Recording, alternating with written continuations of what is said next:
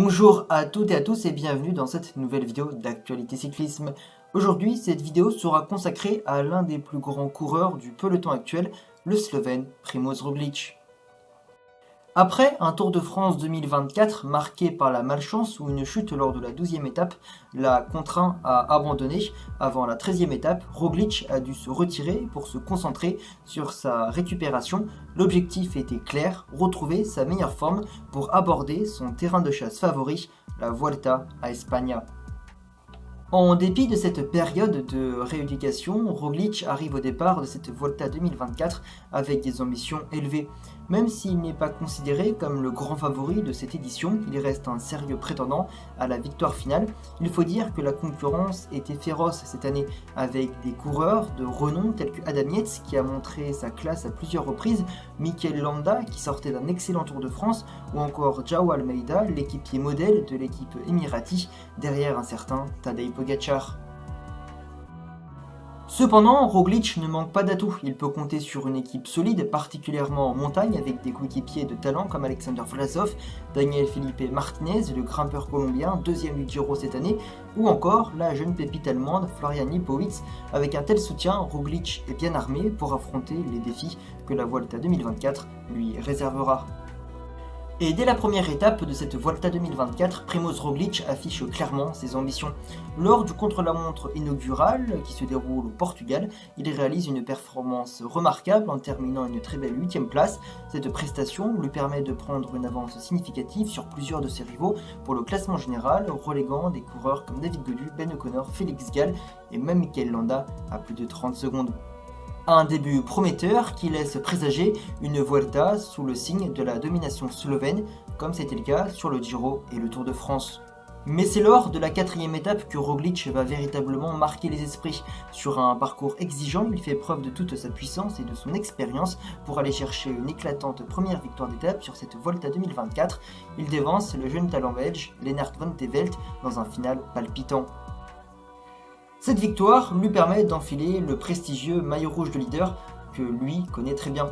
Il affirme ainsi son statut de prétendant sérieux à la victoire finale. Cependant, le suspense est relancé 2 jours plus tard, lors de la 6e étape, où le peloton décide de laisser filer une échappée, offrant ainsi une opportunité en or aux audacieux. Et parmi eux, on retrouve l'Australien Ben O'Connor, qui a déjà montré son talent en terminant 4e du Giro en 2024, mais également 4e du Tour de France en 2021.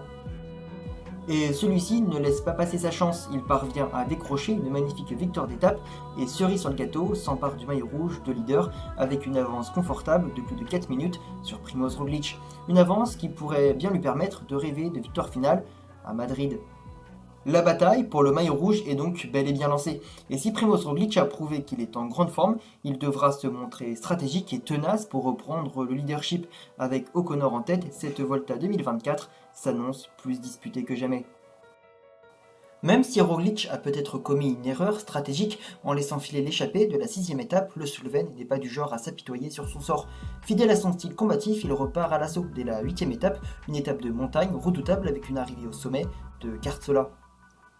Roglič montre une fois de plus toute sa classe et sa détermination en s'imposant au terme d'un effort impressionnant, récupérant ainsi plus de 40 secondes précieuses sur Ben O'Connor. Cette victoire permet à Roglič de réduire l'écart et de rappeler à tous qu'il est bien déterminé à se battre jusqu'au bout pour le maillot rouge. La 9e étape, elle, dernière étape de cette première semaine de course, et qui voit les favoris franchir la ligne d'arrivée ensemble dans un peloton réduit mais compact. Cependant, 2 hommes se distinguent. Richard Carapaz, l'équatorien, après avoir passé la journée à l'avant, parvient à grappiller du temps sur ses rivaux, montrant qu'il faudra compter sur lui pour la suite de la Vuelta.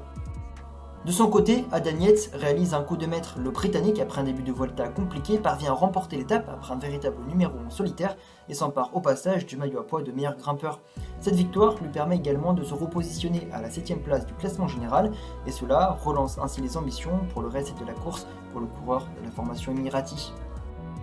Avec une première semaine riche en rebondissements, la Vuelta 2024 tient toutes ses promesses. Roglič a déjà prouvé qu'il est capable de surmonter les obstacles, mais la route vers la capitale espagnole est encore longue et semée d'embûches. La lutte pour le maillot rouge s'annonce plus intense que jamais, avec des prétendants de talent prêts à tout pour inscrire leur nom au palmarès de cette course mythique. Nous arrivons à la fin de la 2e semaine de cette Vuelta 2024 et déjà plusieurs abandons de taille ont marqué la course.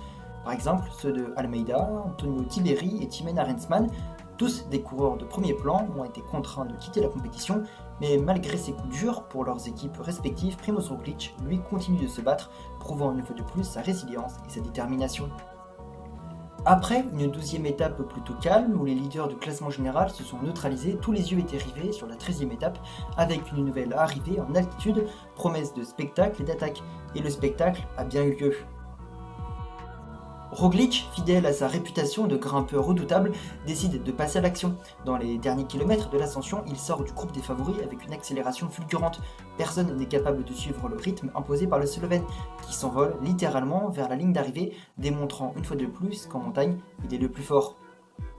Alors même si des coureurs tels que Sepp Kuss ou Enric Mas ne parviennent pas à suivre le rythme effréné du Slovène, Roglič, même s'il est très fort en montagne, il ne peut pas reprendre 4 minutes sur des coureurs pros qui figurent dans l'échappée matinale. Donc ce sera un homme de l'échappée qui ira lever les bras sur cette 13e étape. Lui, Roglič, il prendra la 16e place, mais cette 16e place a un grand impact sur le plan moral, mais elle a aussi un impact significatif sur le classement général. En effet, grâce à cette performance, Roglič parvient à réduire l'écart avec le maillot rouge Ben O'Connor, revenant ainsi à seulement 1 minute et 20 secondes de l'Australien. La pression monte sur les épaules de O'Connor alors que Roglič se rapproche dangereusement de la tête du classement général. Mais avant d'entamer la dernière semaine qui sera cruciale pour la lutte pour le maillot rouge, une autre épreuve redoutable attend les coureurs.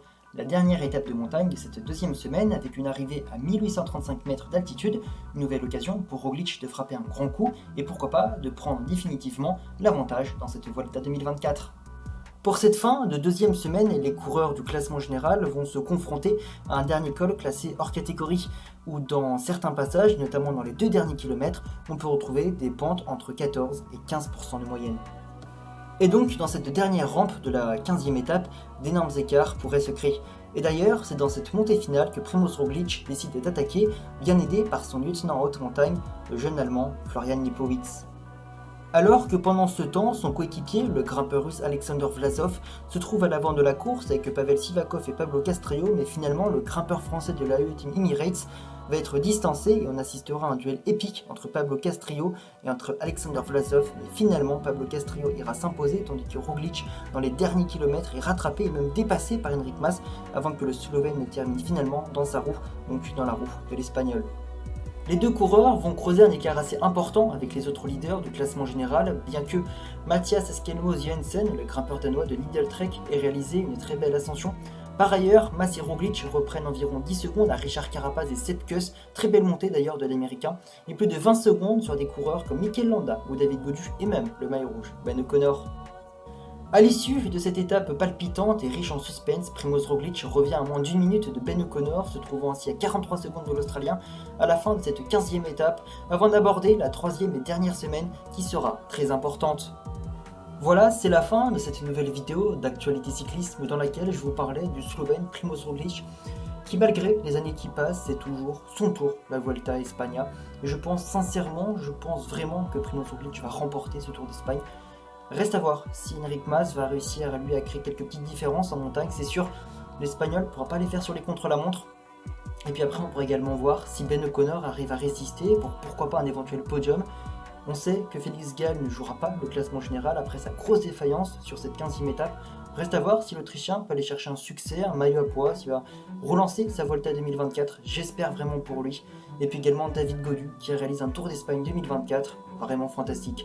Voilà, je vous laisse sur ça. Prenez soin de vous. Moi je vous dis à bientôt dans une nouvelle vidéo d'actualité cyclisme. Salut!